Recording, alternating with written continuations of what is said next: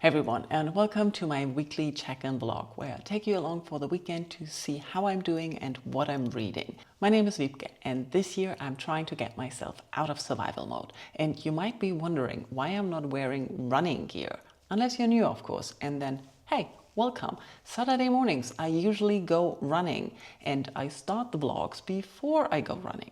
But this morning I woke up completely exhausted, the most exhausted I have been in a long time. So I decided to skip running and spend my morning with YouTube instead. First watching, catching up on Booktuber videos, and then editing my goals check-in finally. So that you've probably seen already because it's been up for a while now. And now it's 1 p.m.-ish and I have to go and buy a book because while catching up on Booktube, Ben Reads Good put up a video about the Booker Prize and his predictions and said Graham Swift has a new book out. How did I not know that? I usually have alerts for his new books on, so I need to go and pick it up at the bookstore. In case you don't know, Graham Swift is one of my favorite authors. I wrote my final thesis on Waterland and I have read all his books. So even though the title doesn't sound very interesting to me, which I already forgot, I think it's short stories about post-war. I'm not sure, but I'm still going to read it, and that's what we're going to do now. I'm going into town, pick up the book, and then sit down somewhere, get lunch. I should buy shoes as well. I hate shoe shopping, but maybe I can be successful. That's the plan. And then we'll see what happens. And I'm back from town. I spent the afternoon having a little bit of an overwhelming shopping experience where I didn't find shoes, but I spent a lovely time at the bookshop, noticing that they reduced apparently the English book choice again. And while I was there, I remembered that I took the wrong bag. I had the gift voucher I wanted to pay the book with at home. So I got disappointed and picked up another book, as you do when you feel disappointed, right? This is The 10 Lovers of Mr. Nishino, and I've already read Strange Weather in Tokyo and The Nakano Thrift Shop by the same author. So I thought a nice little short book to make me feel happier. And of course the book I set out to buy, 12 Post-War Stories by Graham Swift. It's a hardback, it's very expensive, so I could have used the gift card, but who cares? I went to get some lunch afterwards and I already read the first story. This is a book of short stories as it suggests by the title, and the first story is about a middle-aged man or some 40-something man in a town hall in Germany, and he is basically working there as an admin or some kind of office job where he's in charge of something, and he gets a request by a young British soldier for searching his family. And the way Graham Swift tells the story is with flashbacks and always snippets of language. I really enjoyed that, pointing out that the German official is very proud of his perfect English and the phrases he learned while he was stationed abroad back during the war when he was a soldier as well. Did I mention that its story is playing in 1959? So it's 15 years after the war.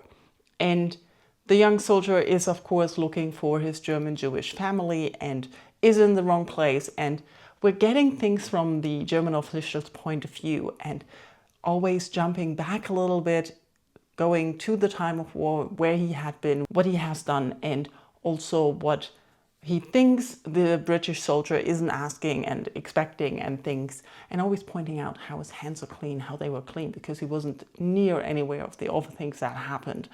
I really enjoyed the story and the writing of it, so I'm happy to have bought the book. After that, I basically took a little detour by bike home. It's very windy outside. I'm still very, very tired and exhausted, and I feel feverish even though I don't have a fever.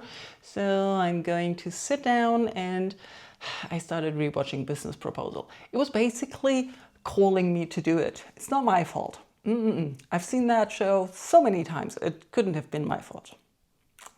Who cares? I wanted to watch it. So that's what I'm going to do today, and that will probably be the rest of the day. I'll catch you up tomorrow when I hope to wake up less exhausted and go running. Sunday afternoon, I'm out for a walk, and I don't think I planned the right weekend. I planned for energy and I wanted to do stuff. But today I woke up at 6 a.m. because there was a marching band out on my street. For whatever reason, I'm not exactly sure. It's very windy out here, so I hope you can hear me well. I'm not sure if that's working or not. But I didn't do much today. Basically stayed in bed, tried to read a bit, kept falling asleep again and waking up, which I swore I don't do anymore because it always makes me feel knackered, but I never learn. I'm trying to read a short story collection by David Foster Wallace in bed, but so far I haven't even finished one.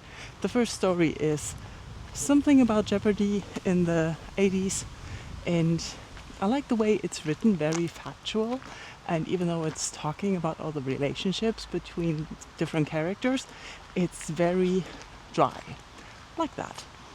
And other than that, I haven't picked up any reading.